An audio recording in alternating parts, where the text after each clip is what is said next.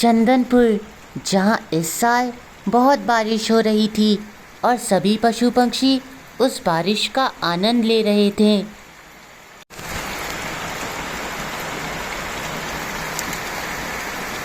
पास ही में करणपुर नाम का एक गांव था, जहाँ इस साल बारिश का नामो निशान नहीं था। सूरज की गरम गरम धूप धरती पर पड़ रही थी। उसी गांव में गोपाल नाम का एक मेहनती किसान अपने बेटे श्याम के साथ रहता था। गोपाल दिन भर खेत में मेहनत करता, जिस कारण रात में उसे घर आने में देर हो जाती थी। पिताजी, आज आप फिर इतना देर हो गए। मैंने आपका खाना रसोई में रख दिया है, आप जाकर खा लो। क्या करूं, इस बार खेती इतनी बड़ी की है कि खेत से आने में समय लग जाता है। पूरा दिन वहीं पर बीत जाता है मेरा। ठीक है, मैं जाकर खाना खा लेता हूँ। तुम भी अब सो जाओ, रात गहरी हो गई है। कल सुबह तुम्हें कॉलेज भी तो जाना है। ऐसा कहकर गोपाल वहाँ से चला जाता है। गोपाल के जाने के बाद श्याम भी सो जाता है। अगली सुबह गोपाल कमरे से खिड़की के बाहर देखता है। आज फिर आसमान में बादल का नामो निशान नहीं था। हाँ, आज फिर आसमान में कोई बादल नहीं है। ऐसा कब तक चलेगा? मेरे फसल को पानी की बहुत ज़रूरत है। हे ईश्वर, अब तू ही कुछ कर। तभी गोपाल का बेटा श्याम वहाँ पर आता है। श्याम गोपाल से कहता है, पिताजी, मैं अपनी किताबें लेने नंदू के साथ शहर जा रहा हूँ। आते वक्त शायद थोड़ी देर हो जाए मुझे। गोपाल के चेहरे पर उदासी थी, वो कुछ नहीं बोलता है। क्या हुआ पिताजी, आप मुझसे नाराज हो क्या?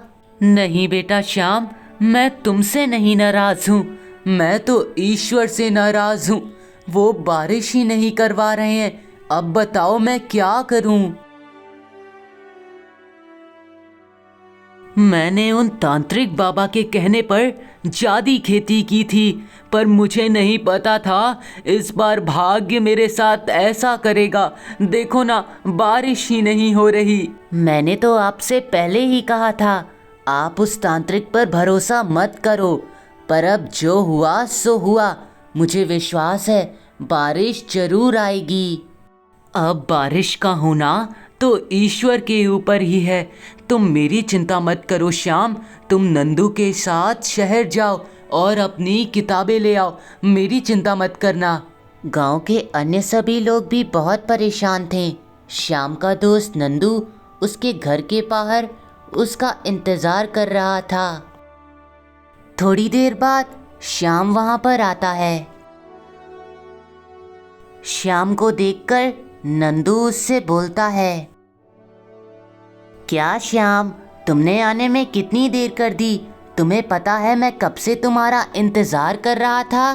क्या बताऊं नंदू, ये सब मौसम की खराबी की वजह से हो रहा है। मेरे पिताजी बारिश के ना होने के कारण कितने परेशान हैं। सिर्फ तुम्हारे पिताजी नहीं श्याम, गांव के अन्य लोग भी बहुत परेशान हैं। इन पेड़ों की तो हालत देखो, कैसे सूख गए हैं। मुझे तो लगता है इस बार गांव में बड़ा सूखा पड़ने वाला है। हाँ, पर अब हम कर भी क्या सकते हैं? प्रकृति के आगे भला हमारी क्या मजाल। चलो अब शहर चलते हैं, वरना हमें देर हो जाएगी। फिर दोनों दोस्त नंदू और श्याम शहर से अपनी किताबें लाने चले जाते हैं।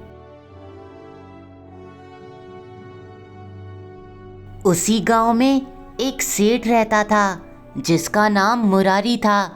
मुरारी ने गांव में अपनी एक नई दुकान खोली थी। सत्यसेन सिंह, अरे ओ सत्यसेन सिंह, कहाँ मर गया? सत्यसेन, मैंने तुझसे कहा था मेरी दुकान में पानी की बोतलें, हरी भरी सब्जियां और मिठाइयां रखवा दे, पर अभी तक मेरी दुकान में कोई काम नहीं हुआ। ऐसा क्यों? सेठ जी, मैं शहर जाकर दुकान पर ये सामान कहकर आया था, पर अभी तक नहीं आया। आप चिंता मत करिए, मैं एक बार देख कर आता हूँ। सत्यसेन मुरारी के यहाँ काम करता था। वो बात कर रहे होते हैं कि तभी वहाँ पर गोपाल आता है। गोपाल मुरारी सेठ के पास आकर खड़ा हो जाता है।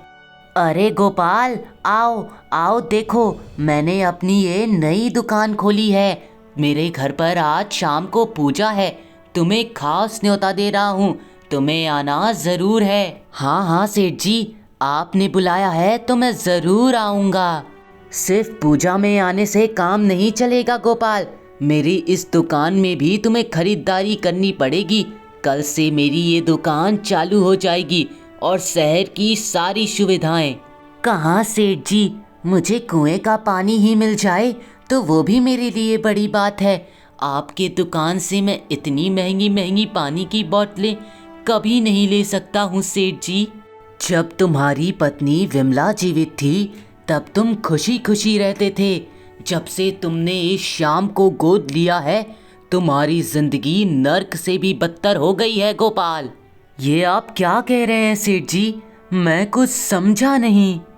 मैं ये कहना चाहता हूँ कि तुम्हारी ये दुर्गति श्याम की वजह से हो रही है।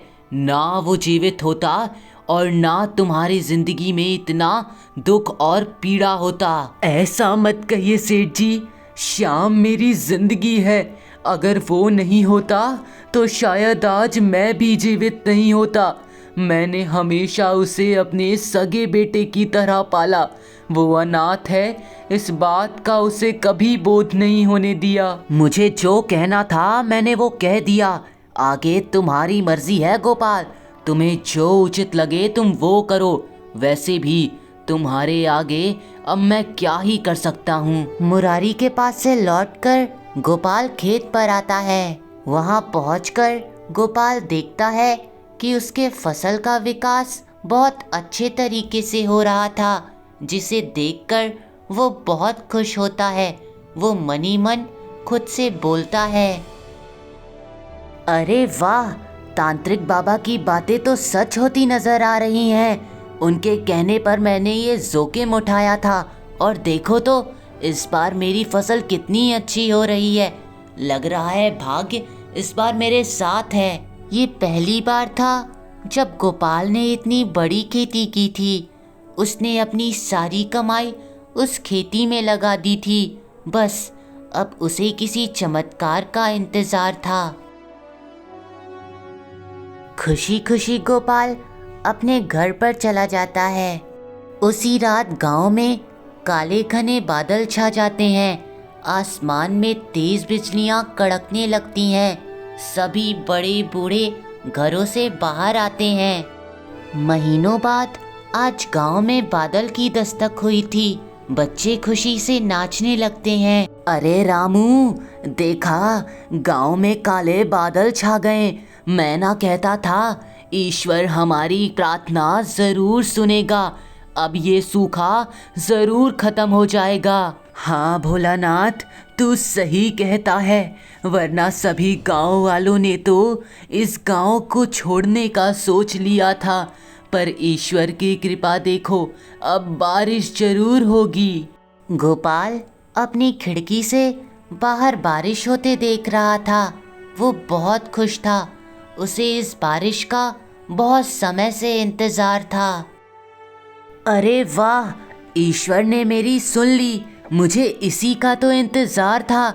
जब ये बारिश की बूंदें मेरी फसल पर पड़ेंगी उनका विकास और भी बढ़ जाएगा। अपने दुकान के बाहर खड़ा मुरारी बारिश को देखकर बड़ा असंतुष्ट होता है। उसे बारिश के आने से बहुत बड़ा घाटा होता है। जो मैं नहीं चाहता था वही हुआ। अब इस बारिश से गांव का कुआं भर जाएगा और कोई भी गांव वाला मेरे दुकान पर महंगे महंगे पानी खरीदने अब नहीं आएगा। जहां सभी गांव वाले बारिश के आने से बहुत खुश थे, वहीं सेठ मुरारी को अपने स्वार्थ और धंधे की पड़ी थी। पर ये बारिश करनपुर गांव में अगले 2 दिनों तक लगातार होती रहती है। बस ईश्वर, बस अब और नहीं। अगर इससे अधिक वर्षा हुई तो मेरे फसल खराब हो जाएंगे और एक बड़ा अनर्थ हो जाएगा। ये बारिश तो रुकने का नाम ही नहीं ले रही है। अब तक तो मेरे सारे फसल झुक गए होंगे और खेतों में पानी भर गया होगा। अगली सुबह बारिश कुछ देर के लिए रुकती है। श्याम गोपाल के पास आता है। पिताजी, मैंने कहा था ना, वर्षा जरूर होगी। ईश्वर ने हमारी सुन ली। अब तो आप खुश हैं ना? इस बार उसकी चुप्पी उदासीनता से भरी थी। क्या हुआ पिताजी? अब आप इतना उदास क्यों हैं? बेटा, मैं बारिश तो चाहता था पर इतनी नहीं। लगातार 2 दिनों से बारिश हो रही थी। पता नहीं मेरे फसलों का क्या हुआ होगा। पिताजी, आप चिंता मत करिए। मुझे विश्वास है हमारा फसल सही सलामत होगा। आपने मेहनत की है तो आपको उसका फल जरूर मिलेगा। ये सब मेरी गलती और लालच की वजह से हुआ है। अगर मैं उन तांत्रिक बाबा की बात नहीं मानता तो मुझे ऐसे दिन देखने ही नहीं पड़ते। एक पल में ही इस बारिश ने गोपाल की खुशी छीन ली। गोपाल एक उम्मीद लेकर अपने खेत पर आता है, पर खेत पर पहुंचकर उसकी सारी उम्मीदें चकनाचूर हो जाती हैं। उसकी सारी मेहनत अब मिट्टी में मिल चुकी थी। उसकी फसलें जमीन पर लेटी थीं। मेरी सारी मेहनत मिट्टी में मिल गई। मैंने अपने सारे पैसे इस खेती में लगा दिए थे। अब मैं और मेरा बेटा साल भर क्या खाएंगे? हे ईश्वर, मेरी क्या गलती थी? पिछली बार गोपाल के चेहरे पर खुशी थी, पर इस बार उदासी। घर पहुंचकर गोपाल सारी बातें अपने बेटे श्याम को बताता है। ये सब सुनकर श्याम भी बहुत उदास हो जाता है। धीरे धीरे बारिश का ये कहर पूरे गांव में फैल जाता है। भोलानाथ, देखा, ये बारिश तो रुकने का नाम ही नहीं ले रही है। मेरी झोपड़ी से तो हर रात पानी चू रहा है। हम तो ढंग से सो भी नहीं पा रहे हैं।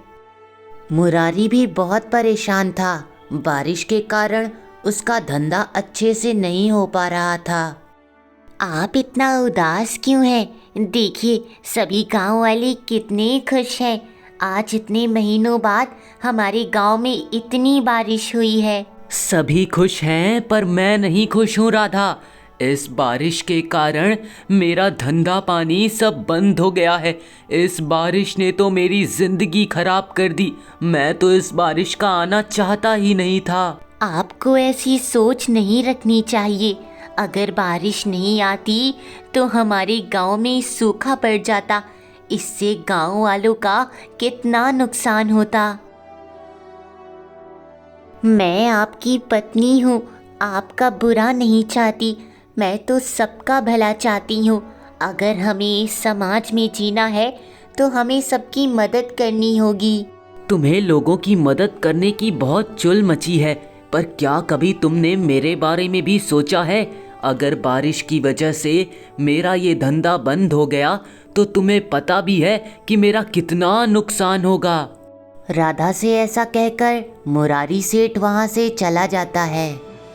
अगले दिन गांव के चौक पर भीड़ एकत्रित होती है। गांव के सभी बड़े बुजुर्ग गांव में बारिश के हुए इस समस्या के बारे में अपने विचार दे रहे थे। भगवान का शुक्र है रामू कि आज बारिश थोड़ी देर के लिए रुक गई, वरना मुझे तो बहुत डर लग रहा है कि ऐसे चलता रहा तो गांव का क्या होगा। डर तो मुझे भी लग रहा है भोलानाथ, पर अब किया भी क्या जा सकता है। हमारे गांव की नदी की लहरें भी बढ़ रही हैं। बाढ़ आने की पूरी आशंका है। ये सज़ा प्रकृति हमें दे रही है। हमने ही प्रकृति का खिलवाड़ बना के रखा है जो हमने कभी नहीं देखा। आज ऐसा दिन हमें बुढ़ापे में देखना पड़ रहा है।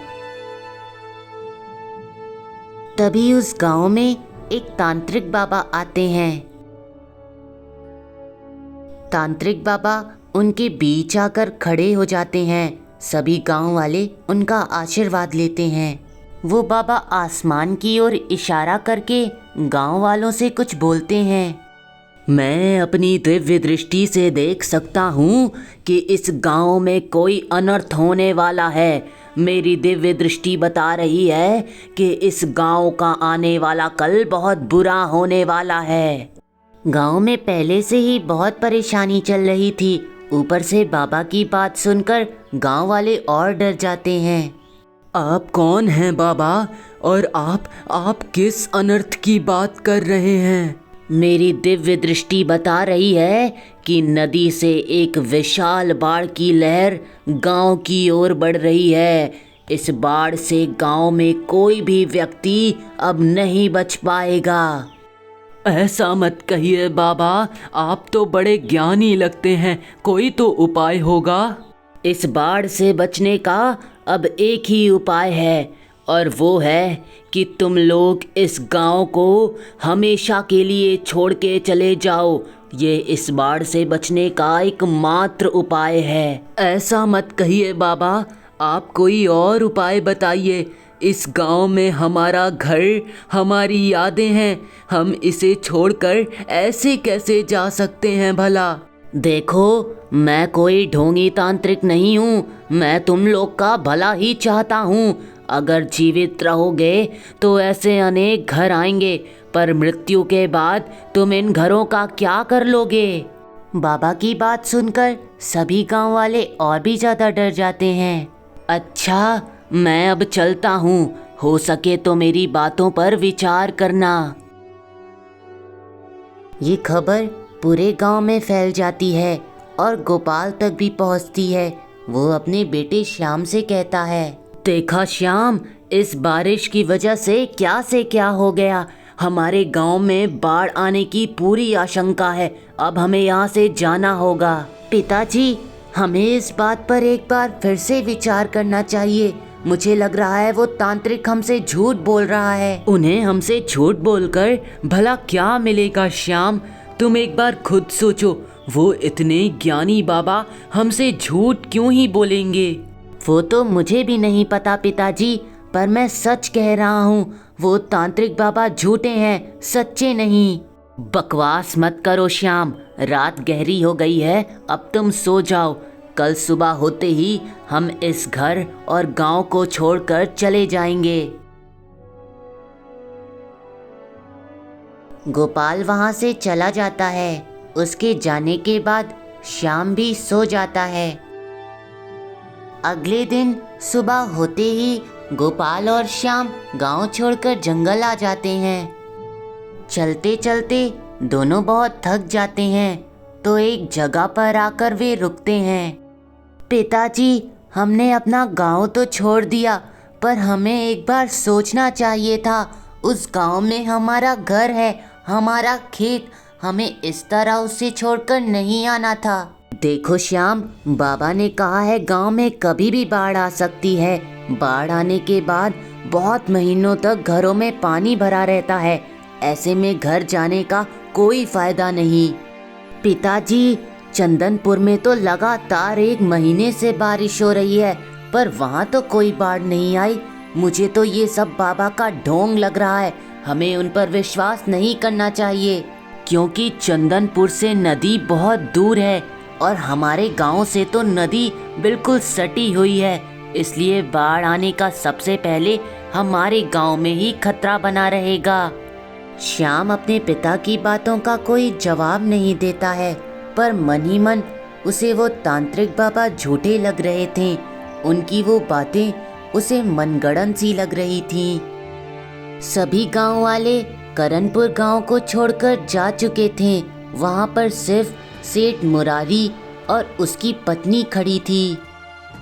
अभी भी गांव में बहुत तेज बारिश हो रही थी। उस बारिश में भी मुरारी सेठ अपनी पत्नी के साथ दुकान के बाहर खड़ा था। सभी गांव वाले इस गांव को छोड़कर जा चुके हैं। बस हम दोनों ही इस गांव में बचे हैं। आप क्या सोच रहे हैं? हमें भी इस गांव को छोड़कर अब कहीं और चलना चाहिए। चलेंगे भाग्यवान, ज़रूर चलेंगे। हम भी इस गांव को छोड़कर अपने शहर वाले घर चलेंगे। एक बार मेरे दुकान का सारा काम हो जाने दो, बारिश रुकते ही हम कल या परसों तक शहर चलेंगे। आप दिन ब दिन कितने स्वार्थी और लालची होते जा रहे हैं। आपको इस परिस्थिति में भी पैसों और धंधों की ही पड़ी है। तो क्या चाहती हो तुम? मैं अपना सारा काम धाम छोड़कर घर पर बैठ जाऊं, फिर अन्य गांव वालों की तरह हम भी सड़क पर आ जाएंगे। दूसरी ओर गोपाल जंगल में ही अपनी एक छोटी सी झोपड़ी बनाकर अपना जीवन यापन करने लगता है। एक दिन उसकी झोपड़ी पर एक अघोरी बाबा आते हैं। फिर वो अघोरी बाबा गोपाल की झोपड़ी के पास आकर खड़े हो जाते हैं। उन्हें देखकर लग रहा था कि पिछले कई दिनों से वे बड़े भूखे हैं। बेटा, बड़े दिनों से भूखा हूँ। जंगल से गुजर रहा था तो तुम्हारी झोपड़ी देखी और यहीं आकर रुक गया। मुझे बहुत भूख लग रही है, क्या कुछ मिल सकता है? हाँ बाबा, आप मेरी झोपड़ी के भीतर चलिए, मैं अभी आपको भोजन परोसता हूँ। यहाँ झोपड़ी के बाहर खाना खाना उचित नहीं रहेगा। ये जंगल है बाबा, यहाँ जंगली जानवर आते हैं। खाना खाकर गोपाल, अघोरी बाबा और श्याम झोपड़ी के बाहर आते हैं। तुम लोगों ने एक भूखे को खाना खिलाकर बड़ा पुण्य का काम किया है। मैं तुम लोगों से बहुत प्रसन्न हूँ।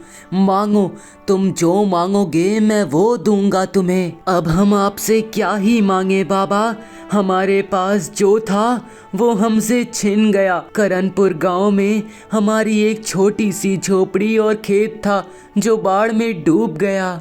अरे तुम ये क्या बात कर रहे हो? गांव में बाढ़? मैं तो अभी वहीं से गुजर रहा हूँ, वहाँ तो सब कुछ कुशल मंगल था। मैंने उस गांव में 2 व्यक्तियों को भी देखा। वो 2 व्यक्ति कौन थे बाबा? मैं उनके पास तो नहीं गया, पर कोई काले कपड़े पहना तांत्रिक और अमीर व्यक्ति था। देखा पिताजी, मैंने आपसे कहा था ना, हमारे गांव में कोई बाढ़ नहीं आया है। और वो 2 व्यक्ति पक्का सेठ मुरारी और बाबा होंगे। विश्वास तो मुझे भी नहीं हो रहा है कि वो बाबा ऐसा कर सकते हैं। चलो हम अपने गांव चलते हैं और उन दोनों को सबक सिखाते हैं। गोपाल, श्याम और भोलानाथ काका मुरारी सेठ के दुकान के पास आकर खड़े हो जाते हैं। उनके साथ वो तांत्रिक भी था। तुम लोग यहाँ कैसे आ गए? इतने भोले मत बनो मुरारी सेठ, हमें सारी बात पता चल गई है। तुमने हमें इस गांव से भगाकर हमारे घरों पर कब्जा कर लिया है। और ये तांत्रिक बाबा, इसने तो हमें गांव से झूठ बोलकर भगाया था। अपने आप को बड़ा ज्ञानी बोल रहा था, देखो कैसा झूठा निकला। ये सब क्या बकवास कर रहे हो? बकवास नहीं, हम लोग सच बोल रहे हैं। तुम्हारी काली करतूत हमारे सामने आ गई है, अब तुम्हें राजा सजा देगा। दोनों बहुत डर जाते हैं।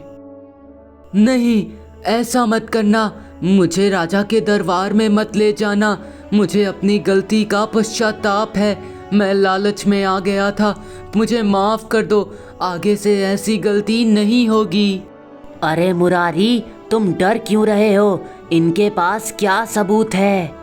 अच्छा पाखंडी, तुझे सबूत चाहिए तो ले, मैं दिखाता हूँ तुझे सबूत इसकी खुद की पत्नी है। क्या राधा, तुमने मुझे धोखा दिया?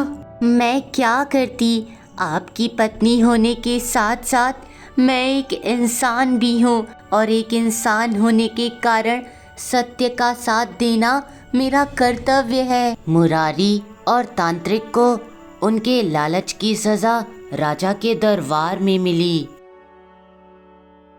राधा अपने पति की सारी जायदाद को छोड़कर हमेशा के लिए अपने मायके चली जाती है।